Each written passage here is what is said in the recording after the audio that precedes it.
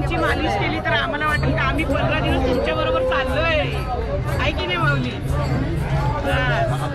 इथे माऊली भेटला, विठ्ठल भेटला.